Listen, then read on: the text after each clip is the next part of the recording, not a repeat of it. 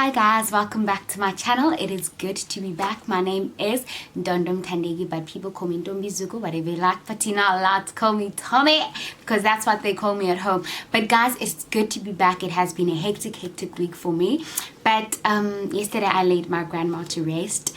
But may her soul rest in peace. But I've been sharing on my statuses, Twitter and Facebook, that I will be doing a series about this book, which is Adventist Home, which is, you can get it at any Adventist shop. I know there's one in Port Elizabeth, which is at First Avenue in Walmer, next to Spa, closer to Victoria Park High School. But you can get it at any Adventist bookshop. Okay, but there's also an app that you can download this book, which is Adventist Home. I will put every details down below. If you can't afford the PDF, it's like $100 when I got it, $100. And if you can't afford it, then I'll give you like the PDF, the app where you can download it. And there's so many books to read as well.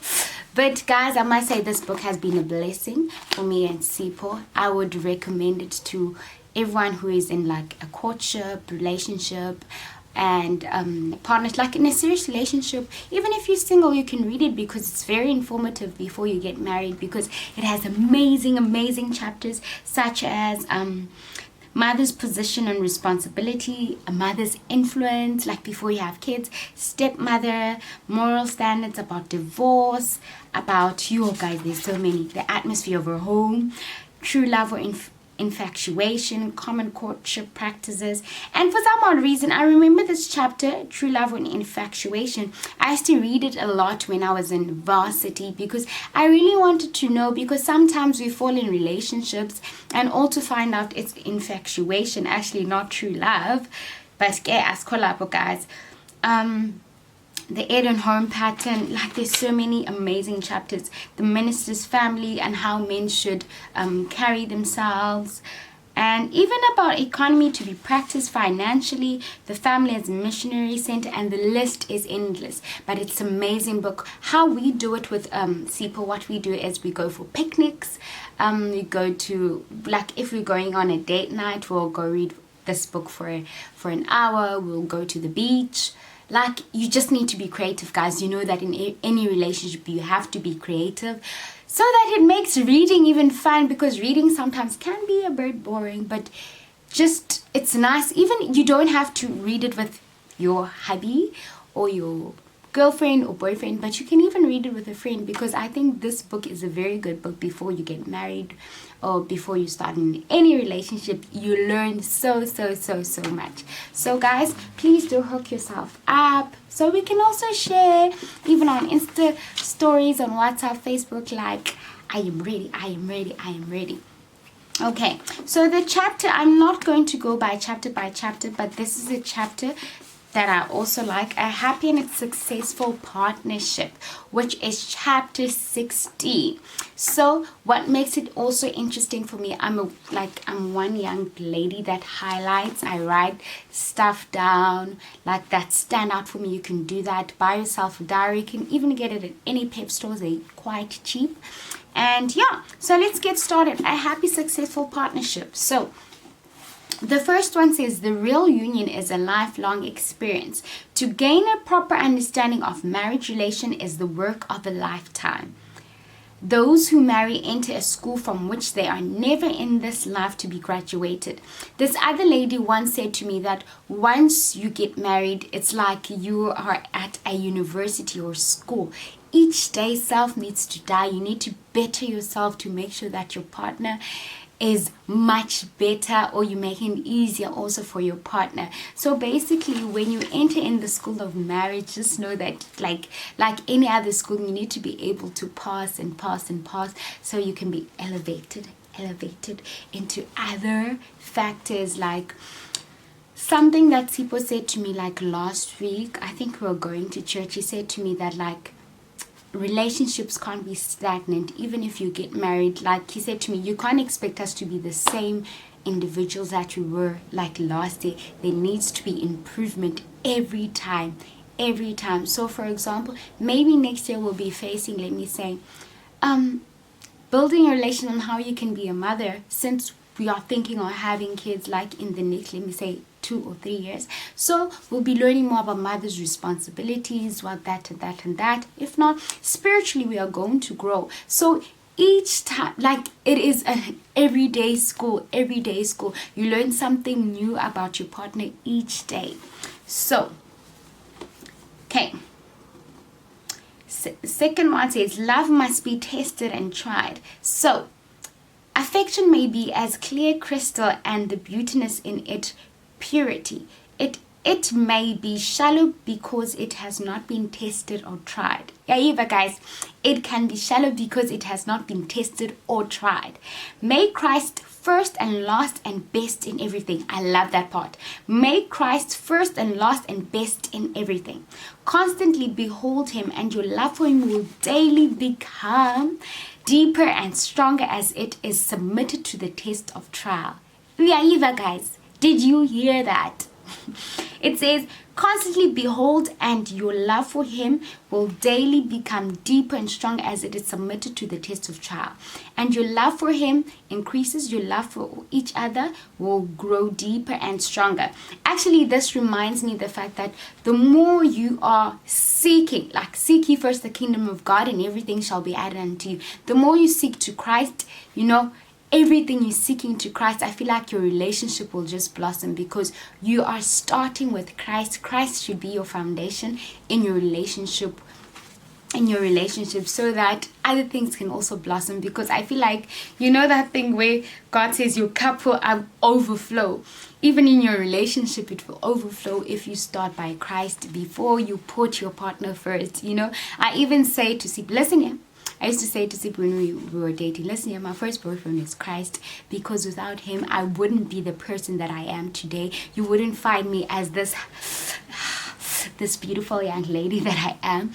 And it is because of God who has sustained me to be who I am. So you should consider yourself very lucky. So, like, it can't be you and then God. It has to be God and then you. So, but I really love this thing. Make Christ first and last and best in everything. In your relationship, make God first and last in everything in your relationship. If your foundation is made from Christ, everything shall grow and blossom.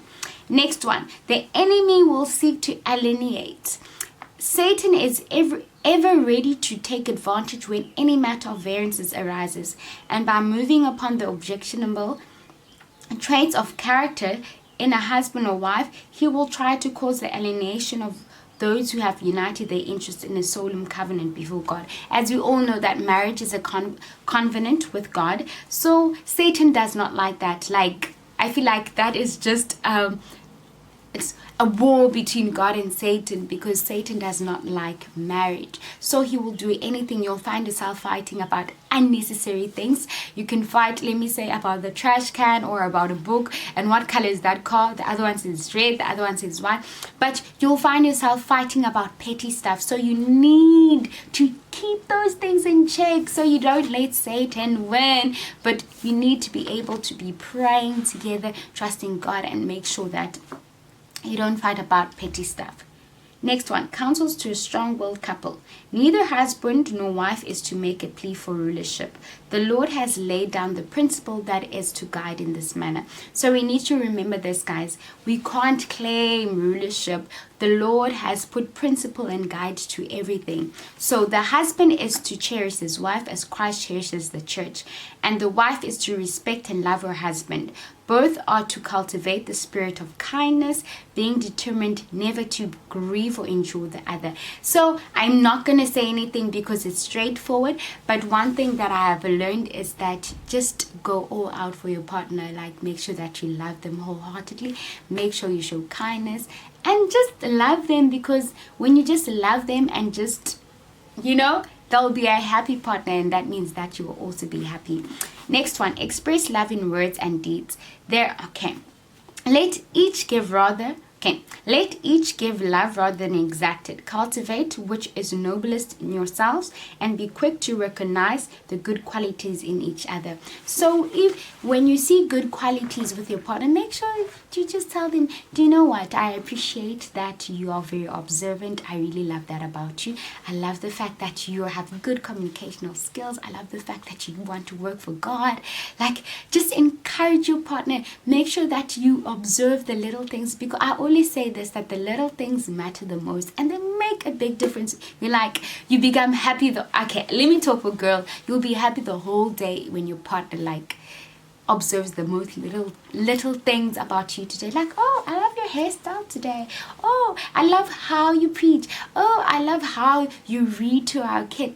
Guys, the smallest things. And I know sometimes guys don't like doing this, but when you guys are observant to us, it matters so much. Like, girls. And then,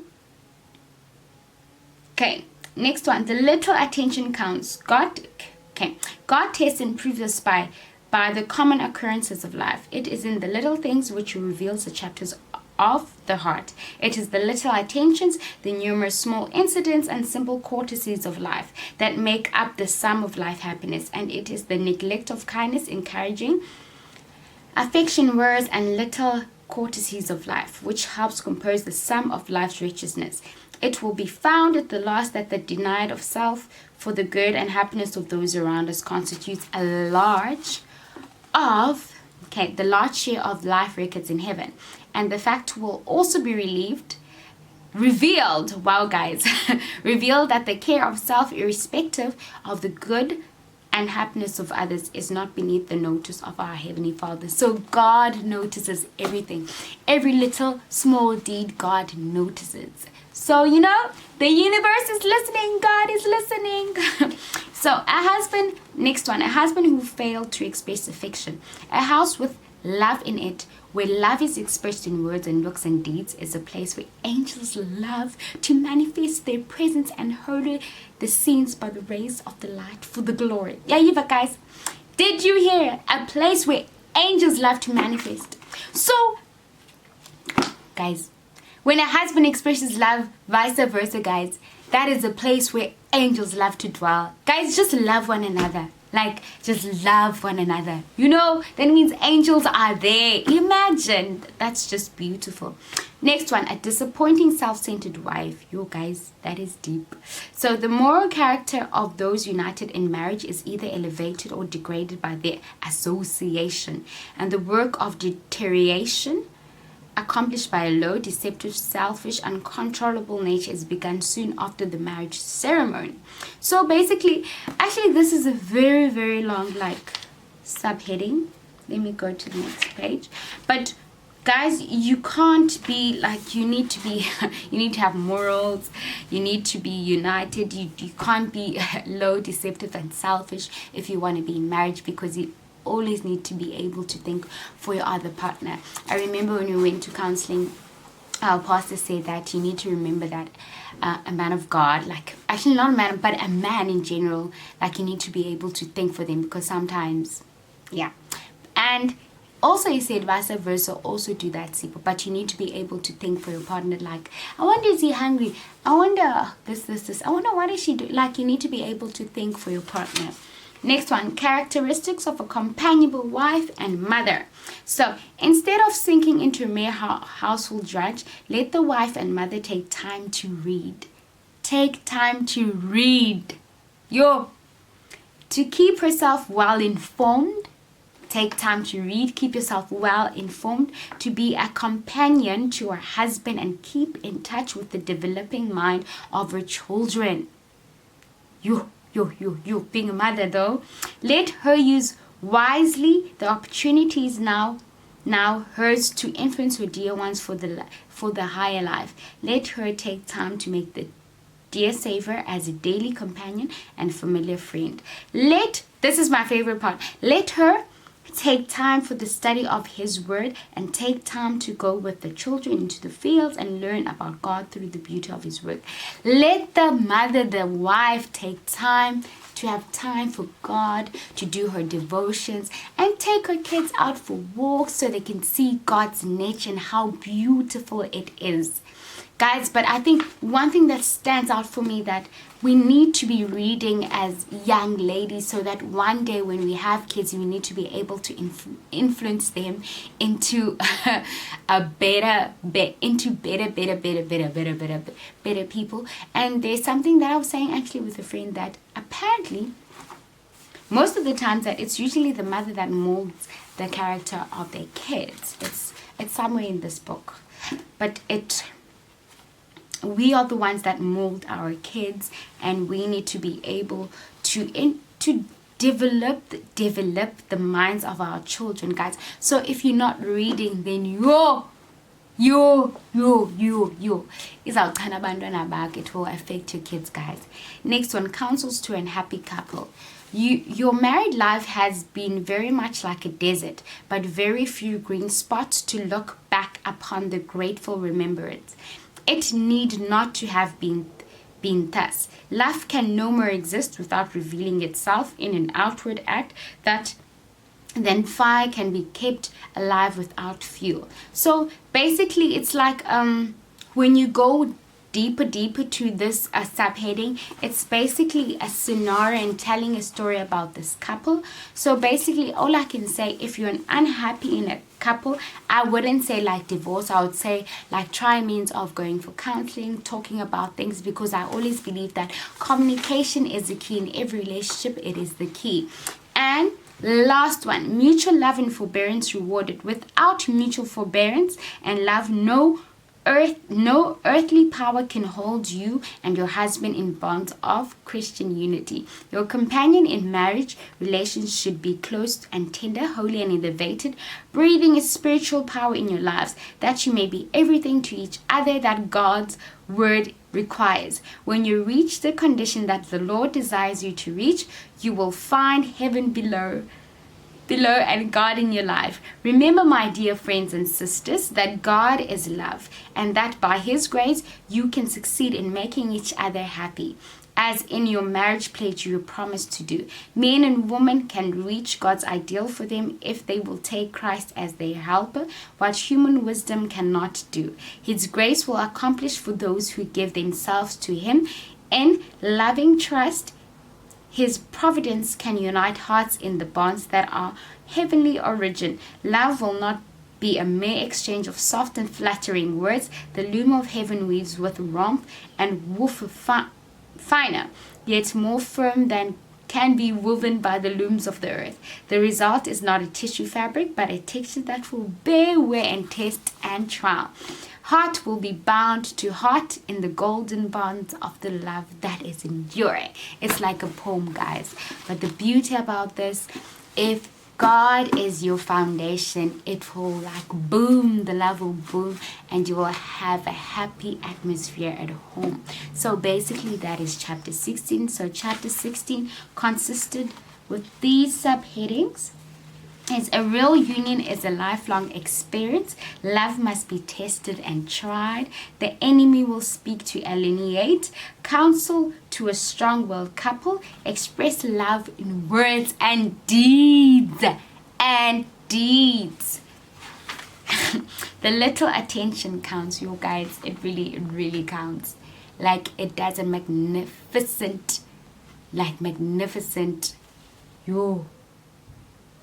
guys, it does a major difference. So a husband who failed to express affection, a disappointing self-centered wife, characteristics of a companionable wife and mother, counsels to an unhappy couple, and lastly, mutual love and forbearance rewarded. So just know that in everything God shall reward us. We just need self to die so His name could be glorified, so that you can become a better person each day. Your character can be molded so you can have a happy marriage, happy relationship, and you can also become a better person. So I just want to say thank you for watching. As you can see, this is Adventist Home. I hope you will enjoy the few series that I do have and teaching about these counsels, actually reading from these counsels and what I have to say. But I just want to say thank you for watching. If you haven't subscribed, please do subscribe, and I just want to say thank you.